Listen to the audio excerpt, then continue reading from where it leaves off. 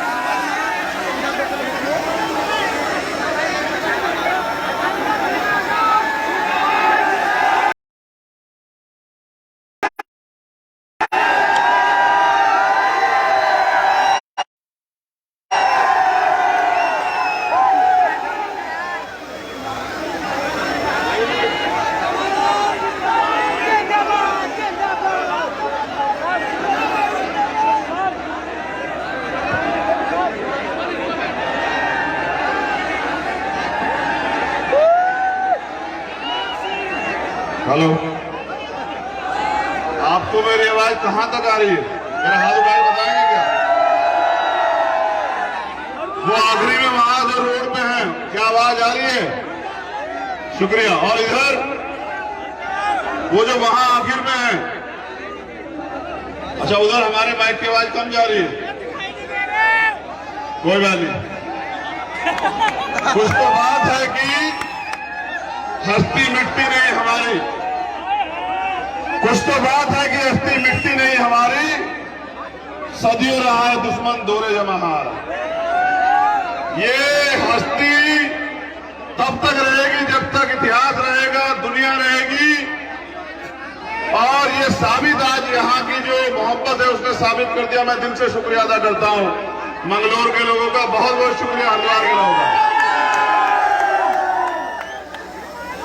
मुझे यहां आपने बुलाया, अपनी बात को कहने का मौका दिया, इतने बड़े पैमाने पे आप लोग इकट्ठा हुए। बैठ जाओ, वो तुमसे अपील कर रहे हैं बैठने की, बैठ जाओ। आपकी मोहब्बत के लिए शुक्रिया, मगर अनुशासन बनाओ। वो देखो जो लोग पीछे बहुत दूर खड़े हुए हैं और जो दीवारों पे चढ़े हुए हैं, उनके बारे में भी सोचो। अगर आप आगे बैठे लोग अनुशासन में लोग तो खराब हो जाएंगे। सब लोग मोहब्बत का जो है ना वो करें, ताकीद पेश करें, बैठ जाएं। तभी मुझे अपनी तकरीर करने का मजा आएगा अगर आप लोग बैठ जाओगे।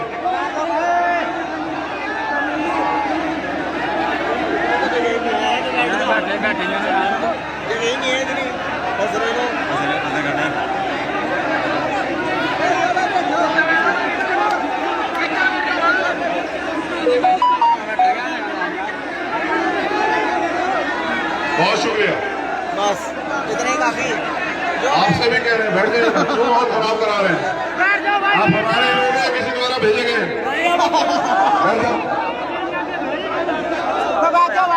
जगह भी तो हो। ये हरिद्वार मंगलोर की धरती और उत्तराखंड की सियासी मैदान में आजाद समाज पार्टी भीम आर्मी के नौजवानों की मेहनत। मुझे दोबारा से मैं शुक्रिया अदा करता हूं बुलाने के लिए। मेरे दिल में भी बहुत दर्द है और वो बात मैं आपसे रखना चाहता हूं। शोर होगा तो शायद मेरी बात हर व्यक्ति तक नहीं पहुंच पाएगी, तो जो लोग शोर कर रहे हैं वो मेरे और आपके बीच में बाधा है। मैं दिल से कह सकता हूं कि वो हमारे लोग नहीं हो सकते। जो हमारा है वो तो हमारे ऊपर जान उठाता है, जो हमारा है वो तो हमारी एक आवाज पे मरने मिटने के लिए तैयार है। तो वो क्या हमारी बात नहीं मानेगा? वो मानेगा हमारी बात, लेकिन जो नहीं मान रहा है वो हमारा नहीं है। और सियासत में जो हमारा नहीं है उसको भी हमारा बनाया जाता है। तो आपने यहाँ बुलाया। मैं इस रैली के लिए, सभा के लिए भीम आर्मी की पूरी जिले की टीम, प्रदेश की टीम, हमारे माननीय प्रदेश अध्यक्ष मुनीलाल जी, हमारे आजाद समाज पार्टी की जिले की टीम, विधानसभाओं की टीम, हमारे नेता आजाद समाज पार्टी के प्रदेश अध्यक्ष महक सिंह जी, इस प्रोग्राम के आयोजक हमारे छोटे भाई मोनिश जी,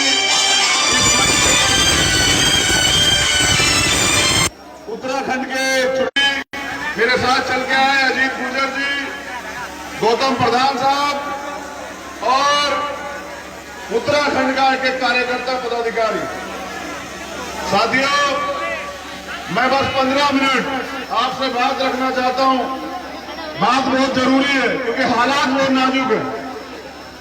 तो करुणा के सागर तथागत गौतम बुद्ध, संत शिरोमणि सतगुरु रविदास जी महाराज, भगवान वाल्मीकि महाराज, गुरु नानक देव, संत कबीर, अपने गुरुओं महापुरुषों को नमन करते हुए आप सबको जय भीम, अस्सलाम वालेकुम, सत श्री अकाल, नमस्कार।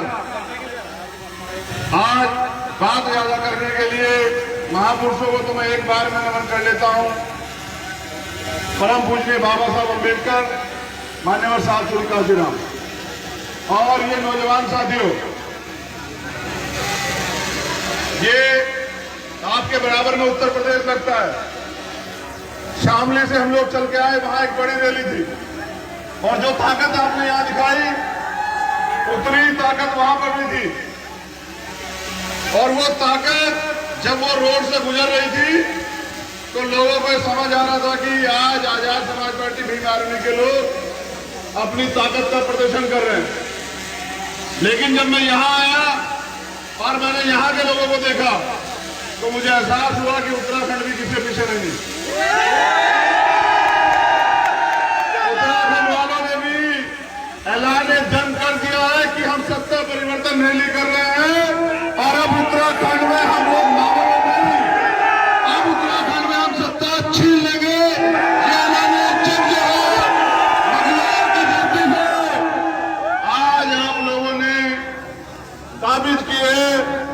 मगर जिम्मेदार साथियों, चुनाव आपके बीच आने वाला, लोग आपके बीच आएंगे और 70-72 साल की इस आजादी में, आजाद भारत में आपने ये भी देखा कि हमेशा जो वंचित वर्ग के लोग हैं, दलित हैं, पिछड़े हैं, मुसलमान हैं, सिख हैं, बौद्ध हैं, जैन हैं, पारसी हैं, वो सिर्फ और सिर्फ वोटर ही बने रहे। आज तक वो इस देश में मालिक नहीं बन पाए, जबकि बाबा साहेब अम्बेडकर ने वोट का अधिकार इसलिए दिया था कि वोट के जरिए ये वंचित वर्ग के लोग, कमजोर वर्ग के लोग सत्ता हासिल करेंगे और जो परेशानियां उनकी जिंदगी में हैं, चाहे वो रोजगार की हो, चाहे वो धार्मिक परेशानी हो, चाहे वो जाति अत्याचार की परेशानी हो, चाहे रोजगार की परेशानी हो, चाहे अपने मस्जिदों में, मंदिरों में, गुरुघरों में, बुद्ध विहारों में आजादी से अपने धर्म को मानने की आजादी हो। और मैं समझता हूं कि आज तक भी वो आजादी अधूरी। सत्ता होती क्यों है? सत्ता इसलिए होती है कि जिनका वोट होता है वो अपने वोट को यूनाइट करके, अपने प्रतिनिधि को चयन करके वोट देते हैं और वोट के जरिए वो अपने क्षेत्रों की समस्याएं को खत्म कराने का काम करते हैं। मैं अपने दिल से आप लोग पूछो, क्या 72, 70, 71, 72 साल की इस आजादी में आज भी मुसलमान अपने मन से डर निकाल पाया कि ये उसका मुल्क है? बताओ मुझे, क्यों नहीं निकाल पाया? ये रहनुमा तो यही थे सब, जो रहनुमा चुनाव के बीच आपके सामने आते हैं। मैं पूछना चाहता हूं, हम तो नए लोग हैं, हम भीम आर्मी के लोग तो मेहनत करते हैं। जब इस देश में Bharatiya Janata party CAA NRC का कानून लाई, आप सबको पता है, आप अपने दिल से पूछो, गवाही दो कि जब मुसलमान को कोई ऐसे भी नहीं छू रहा था कि तेरी राजनीतिक रोटियां खत्म हो जाएगी, तेरी सियासत खत्म हो जाएगी, तो जमा मस्जिद में आपके बीच में कंधे से कंधा मिला के कौन लड़ा था? अपने दिल से पूछ कर देखो। और वो लड़ाई सियासत की लड़ाई नहीं थी, वो मैसेज था जमा मस्जिद के जरिए सीढ़ियों से कि आने वाले वक्त में दलित, मुस्लिम, पिछड़े वर्ग के लोग मिलकर वो इत्तेहाद करेंगे और वो अपनी सत्ता सत्ता काबिज करेंगे, वो इन सांप्रदायिक ताकतों को, आपके अधिकार छीनने वालों को, वो आपके जो आप पे जो है जुर्म जाति करते हैं, उनके खिलाफ ये मैसेज था कि आने वाला समय जो है वो मजलूबों का है। और मैं समझता हूं कि उसके बाद बड़े पैमाने पे पूरे देश में हमने वादा किया था कि हम लोग शाहीन बाग बनाएंगे। और आप जानते हैं कि 5000 शाहीन बाग जो है ऐसा आंदोलन न फिर सदियों में कभी हुआ, और मैं मानता हूं कि ना ही कभी होगा ऐसा आंदोलन। आप सब लोगों की ताकत से होने का काम हुआ। लेकिन फिर मेरा सवाल है कि किस ताकत के दम पे उन्होंने वो कानून पारित किया? क्या आपकी उसमें रजामंदी थी?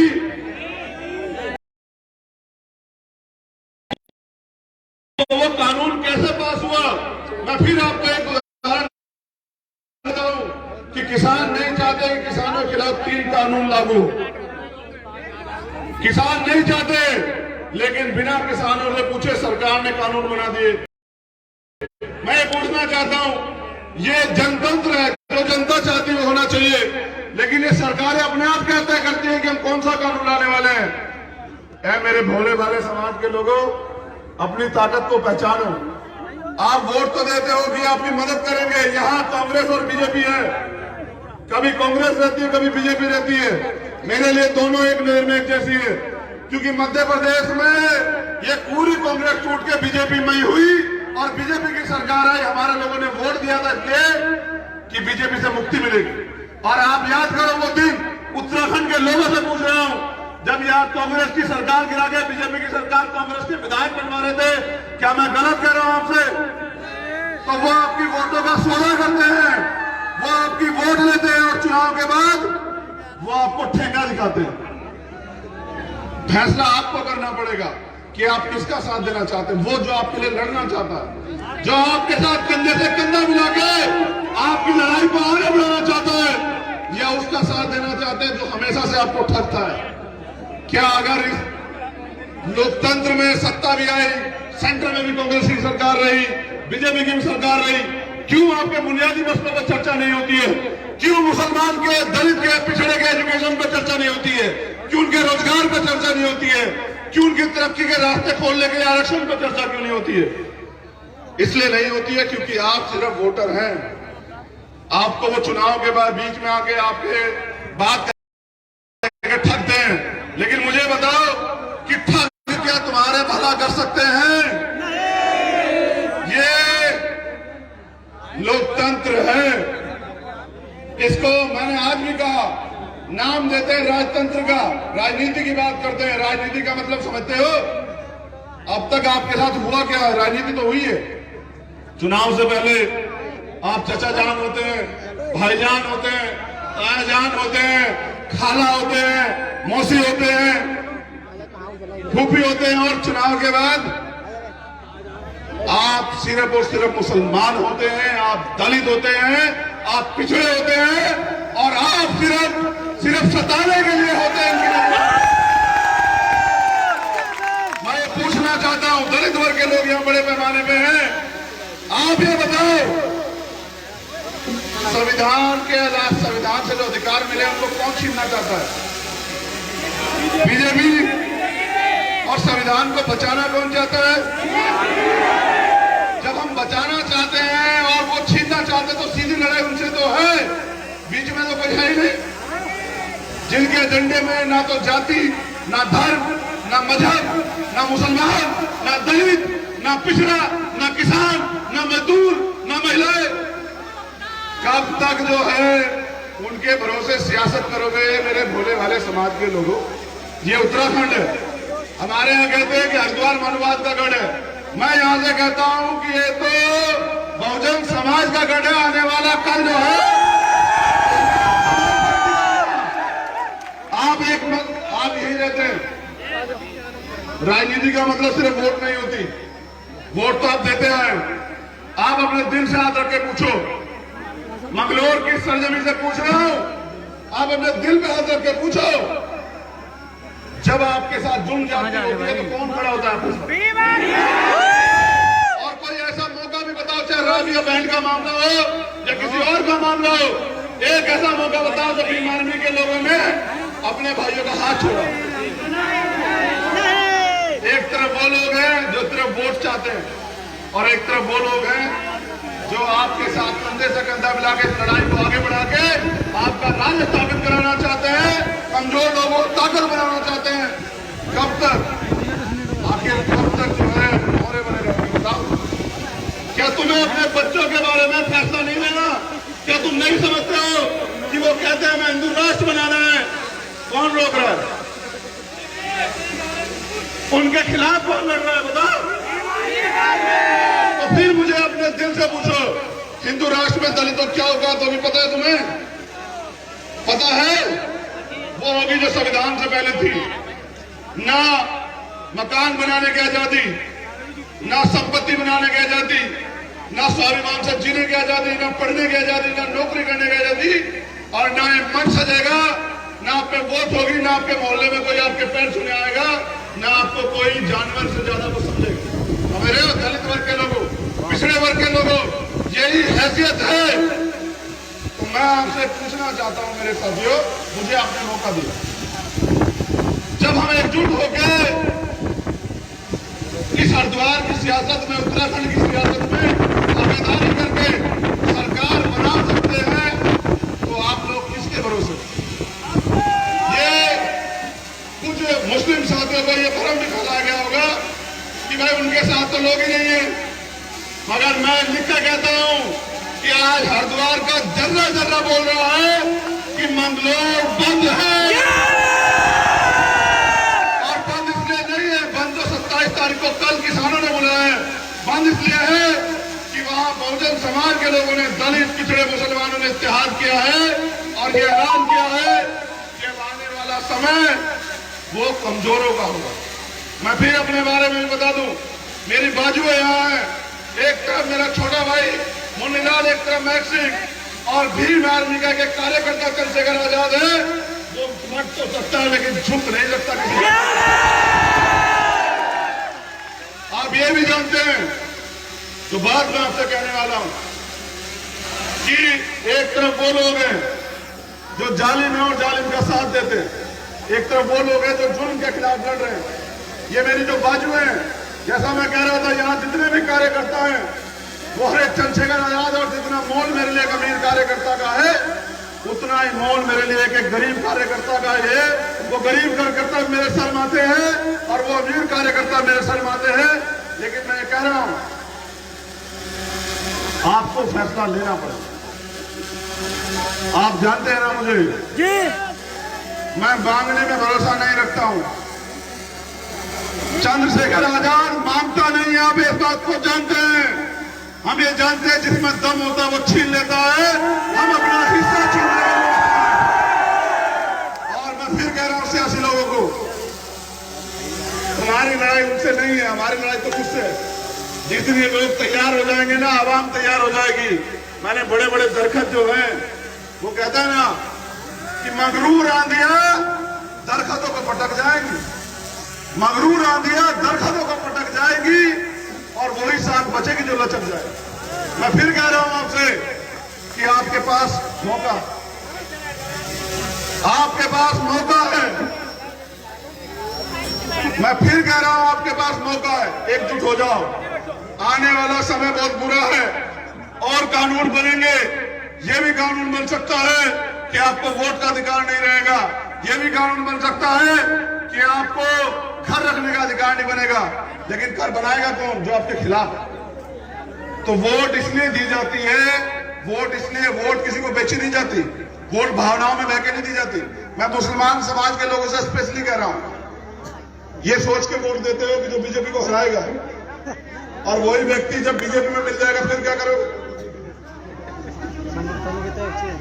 ये सुनो, ये सोच बदलो। अगर आप इस सोच को अपने दिमाग में रख में, जहन में रख के वोट दोगे, तो जो आपके लिए लड़ना चाहता है उसके विश्वास को कितना बड़ा चोट पहुंचेगी, समझते हो? वो क्यों लड़ेगा? उसके मन में दे रहेगा कि यार ये तो मेरे साथ भी नहीं खड़े होंगे, क्योंकि जो लड़ेगा ना उसको सहना पड़ेगा। वो जेल भी जाएगा, वो मुकदमा भी झेलेगा, उस पर गोली भी चलेगी, उसका अपमान भी होगा, सब कुछ होगा। ये जालिम सरकार उसको तोड़ने का काम करेगी। उसको कौन सुरक्षित रखेगा? आपने पहले भी इस देश की आजादी में कुर्बानियां दी है। क्या हम रेशमी रुमाल तारीख को भूल गए? हम नहीं भूले रेशमी रुमाल तारीख को। ये यूपी का हिस्सा था जिसको अब उत्तराखंड 2000 में जो बन गया, उससे पहले ये भारत था। और भारत में जब रेशमी रुमाल तारीख चली, इस देश के मुसलमानों ने कुर्बानियां दी। एक पेड़ पे शामली जब तो खाना लूटा गया, एक पेड़ पे एक मौलवी, और यहां से शामली से लेकर दिल्ली तक इतना बड़ा इतिहास इस देश की आजादी के लिए। और जिसने आजाद किया, आज वो अपने आप को साबित करता फिरता है कि मैं देश का वफादार हूं।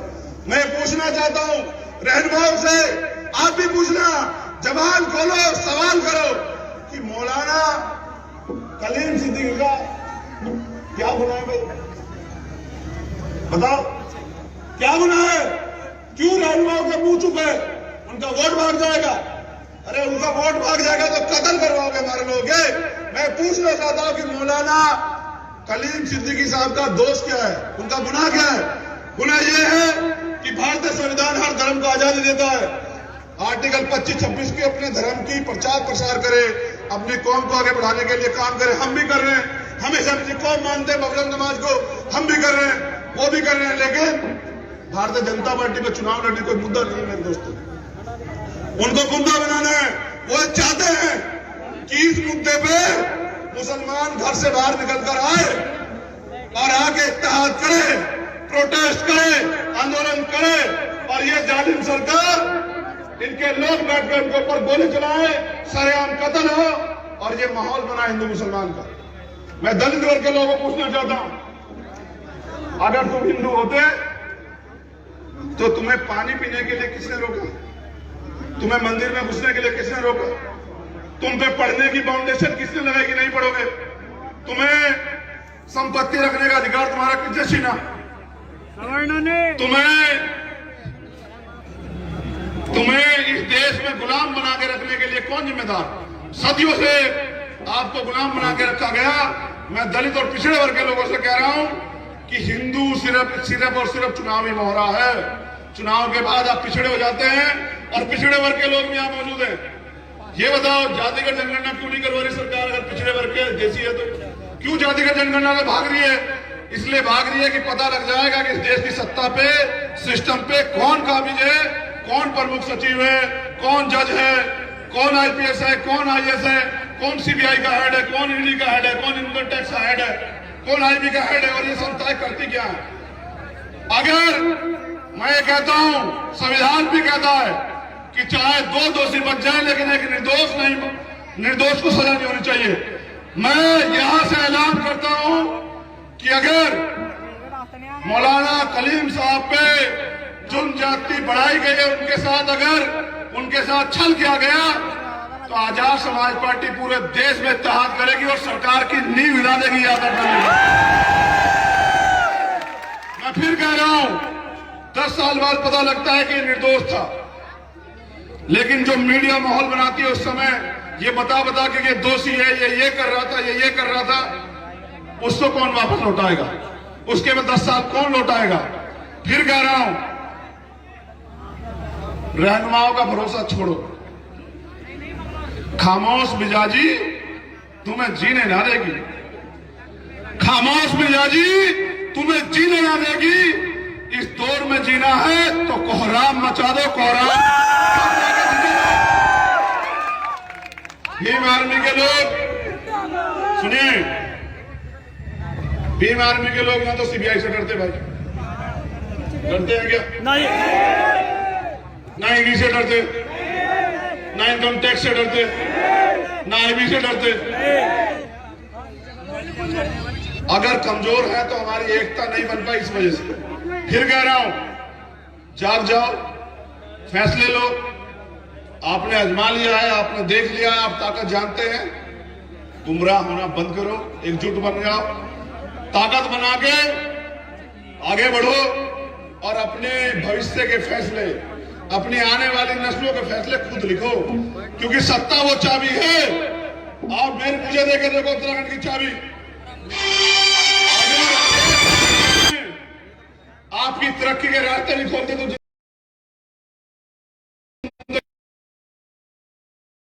इस बार मेरा साथ देना।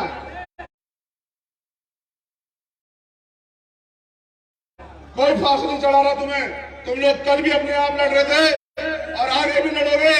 तुम्हारे साथ जो खड़ा होगा वो तुम्हारा अपना आप। मैं फिर कह रहा हूं, आपने सबको ताकत दी है मेरे जिम्मेदार लोगों, आपने सबको ताकत दी। मैं आपसे दोनों हाथ फैला के ताकत मांग रहा हूं। एक बार अपने इस खून को, अपने भाई को ताकत देके देखो। अगर वारे नारे ना कर दिए तब मुझे कह देना। आप लोग फैसला आपके हाथ है। मेरे पास काम बहुत ज्यादा, फैसला आपके हाथ है। मैं फिर कह रहा हूं, मैं आज आपसे गुजारिश करने आया। आप काम देखो, काम देख के, दिल देख के। हमने तो यही सुना है कि नेक नियत और मंजिल आसान। यहाँ पूरी ईमानदारी से बताओ, इतने लोग हैं। अभी हमारे प्रदेश अध्यक्ष जी कह रहे थे कि एक पार्टी ने यहाँ परिवर्तन रैली निकाली थी, हमारे लोगों को 500 रुपए दिए कि आ जाना। परिवर्तन रैली थी। तुम ये बताओ, चलो रोजगार नहीं मिल रहा, ये भी रोजगार से मान लो। ये सरकार और रोजगार तो दे सकती। मैं आपसे पूछ रहा हूँ, कोई एक शख्स हाथ उठा के बताए जो यहाँ, जो पैसों में यहाँ है, जिसको पैसे दे। ये मोहब्बत करने वालों की भीड़ है और भीड़ नहीं है, ये आवाम है। इसके लिखे फैसलों को दुनिया की कोई अदालत चैलेंज नहीं कर सकती। याद रखना मेरे साथियों। आप यहाँ जो है ना, आप अपने आप को कमजोर समझना बंद करो, अकेला समझना बंद करो। आप आवाज लगाओ। जहां आप पसीना दोगे वहां खून देने का काम हम लोग करेंगे। आप आवाज लगाओ। आप अपने मुकद्दर का फैसला खुद करो। और आप ये भी समझो कि ये जो गरीबी, बेबसी, ये जो परेशानियों की जिंदगी आप लोग जी रहे हैं, जहां सांस भी नहीं ले पा रहे, अपने हक के लिए बोल नहीं पा रहे, इसका जिम्मेदार कौन? वो जिसको आप रहनुमा मान के वोट दे रहे थे, वो, या वो जो आज सत्ता में काबिज है? ना वो रहनुमा आपका और ना वो जो सत्ता में काबिज जो बैठा है वो आपका। क्योंकि ये लोग सिर्फ और सिर्फ आपको चुनाव के समय याद करेंगे। लेकिन यहाँ एक ऐसी पार्टी भी है, एक ऐसा संगठन भी है जिसके कार्यकर्ता ना बारिश से डरते, ना तूफान से डरते, ना आंधी से डरते, ना रात से डरते, ना दिन से डरते, ना धूप से डरते, और ना ही लड़ने से डरते। वो जेल नहीं बनी जिसका डर जो है भीम आर्मी को झुका दे। याद रखना। मैं तो फिर कह रहा हूं, उत्तराखंड की धरती से उत्तराखंड के मुख्यमंत्री को भी कह रहा हूं कि आने वाला समय जो है ना, वो तुम्हें हमारे लोग मुंह से नहीं, वोट से जवाब देके बताएंगे कि हम यहाँ नौकर हैं, या हम यहाँ मालिक हैं इस प्रदेश में। ये फैसला हमारे लोग अपनी वोट से करके बताएंगे। और मैं नौजवानों से कह रहा हूं, ये बाबा साहब संदेश देके गए। बाबा साहब ने कहा कि जिस कौम का युवा जीते जी उस कौम के हकों की लड़ाई नहीं लड़ता, वो जीते जी भी मरे के समान होता है। और जिस कौम का युवा जीते जी उस कौम के हकों की लड़ाई लड़ता है, वो मरकर भी अमर हो जाता है। उन्होंने ये भी कहा कि सत्ता वो चाबी है जो आपके सारे रास्ते खोल सकती है। और उन्होंने ये भी कहा कि सत्ता में भागीदारी ना करने का सबसे बड़ा नुकसान ये है, राजनीति जिसको राजनीति कहते हैं, वो ना करने का सबसे बड़ा नुकसान ये है कि अयोग्य लोग आप पे शासन करते हैं। बताइए, जिनको चाय बेचनी थी वो देश बेच रहे हैं, और जिनको देश चलाना था वो लोग जो हैं रोटी रोटी के लिए मोहताज हो रहे। शर्म करो यार, अपनी ताकत को पहचानो, निकलो घर से। इतना सा उत्तराखंड है, इतना सा। उत्तर प्रदेश में तो हमने वो माहौल तैयार कर दिया कि वहां तो लोगों को ये मन बन गया, यहाँ जिला पंचायत चुनाव नहीं होते वरना हम बता देते कि हमारे पाले में क्या है। समझ रहे हो? ये गरीबों की आवाज है। आजाद समाज पार्टी, भीम आर्मी एक गरीब की आवाज है। तो यूपी में तो हमने बता दिया कि हमें कितनी क्षमता है। अगर उत्तराखंड में बीजेपी के लोग चुनाव करवाते पंचायत का, तो पता लग जाता इन लोगों को कि हरिद्वार जनपद में हवा किस ओर बह रही है।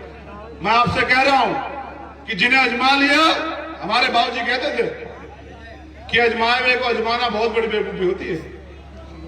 जिनको अजमा लिया उनको भूलो और नए लोगों को मौका दो, और फिर देखो कि हवा किस ओर चलती है, हवा आपकी ओर चलेगी, याद रखना मेरी बात। भीम आर्मी वो टीम है जो बिना सरकार के सरकार जैसा माहौल बना के रखती है। व्यक्ति बताओ, जालिम का रसूख, जालिम की ताकत कांपती है जब भीम आर्मी के लोग मेहनत करते हैं। मैं आपसे कह रहा हूं, भीम आर्मी के लोग, आजाद समाज पार्टी के लोग, मैं आपसे कह रहा हूं, अपने दिल की बात कह रहा हूं साथियों, वक्त बहुत कम है, जोर लगा दो। कुछ को मैं जगाता हूं, कुछ को तुम जगा दो, और चारों तरफ माहौल बना दो, और आने वाला दौर गरीबों का ना दो। ऐसी मेरी जो है ना आप लोगों से गुजारिश है। तो मैं अपनी बात को विराम देता हूं एक शायरी के साथ कि रख हौसला वो मंजर भी आएगा, रख हौसला वो मंजर भी आएगा, और प्यासे के पास चलकर समंदर भी आएगा। यूं थक हार के ना बैठ मंजिले मुसाफिर, मंजिल भी मिलेगी और मिलने का मजा भी आएगा। कोई गुजारिश करे आपसे, दोनों हाथ उठा के बताओ कि कोई गुजारिश करना अगर आपसे चाहे, कोई मेहमान आपका, तो क्या उसको इजाजत है? दोनों हाथ उठा के बताओ तभी मानेंगे। शुक्रिया। कि ये चांद, ये सितारे मेरे साथ में रहे, जब तक आपके हाथ मेरे हाथ में रहे, और साख से टूटकर गिर जाए वो पत्ते नहीं है। आंधियों से कह दो औकात में रहे, औकात। आने वाला कल गरीबों का है, नौजवानों का है, दलितों का है, मुसलमानों का है, पिछड़ों का है, अल्पसंख्यकों का है, सिखों का है, जैनों का है, बुद्धिस्टों का है, पारसों का है, उन लोगों का है जिनको सत्ता से बाहर रखा गया। मैं फिर कह रहा हूं, इस बार किसी की बातों में मत आना। हो सकता है कि मेरी जिंदगी में दिन कम हो, लड़ाई बड़ी महत्वपूर्ण, हो सकता है दिन कम हो, मैं आपके बीच दोबारा ना लौटूं, मगर मैं विश्वास से कह रहा हूं कि मैंने जो लोग तैयार किए हैं वो धोखेबाज नहीं है, वो धोखेबाज नहीं है, वो आपकी लड़ाई को मंजिल तक लेके जाएंगे। और यहां इस प्रोग्राम में जो लोग शामिल हुए, जिन्होंने मेहनत की, हमारे जिला अध्यक्ष सुशील कुमार जी, शेखर कुमार जी, सुशील पाटिल जी, शहनवाज अली जी, मोहसिन अहमद जी, सुनील कुमार जी, सौरभ जी, मिथुन नोटियाल जी, अंकुल जी और दीपक कुमार जी, रिंकी जी, नरेंद्र लामा जी, अनुराग पंत जी, राहुल जी, मनोज जी, सनोज जी, धर्मेश जी, मांगेराम जी, शिव कुमार जी, अरुण जी, मोहनदास जी, किरेश जी, सुशील पाटिल जी, महक सिंह जी, एहतराम जी, नीरज कुमार जी, अतर अंसारी जी, खुर्शीद जी, मेजर शहनवाज जी, सुखराम पाल जी, और भीम आर्मी के जो नौजवान हैं, हमारे हरदिल अजीम नेता, भीम आर्मी के प्रदेश अध्यक्ष, भीम आर्मी के जिला अध्यक्ष अमरीश कपिल जी, और जो भीम आर्मी की पूरी टीम है, एक एक कार्यकर्ताओं को धन्यवाद। मैं आपसे इजाजत चाहता हूं।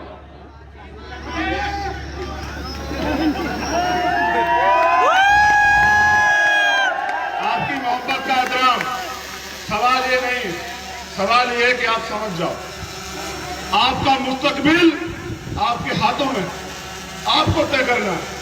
कब तक जालिम के सहारे लड़ोगे यार? कभी वफादारों खुददारों के साथ भी जो है ना खड़े होकर लड़ो। देखो, अगर लड़ने का मजा ना आए तब कहना।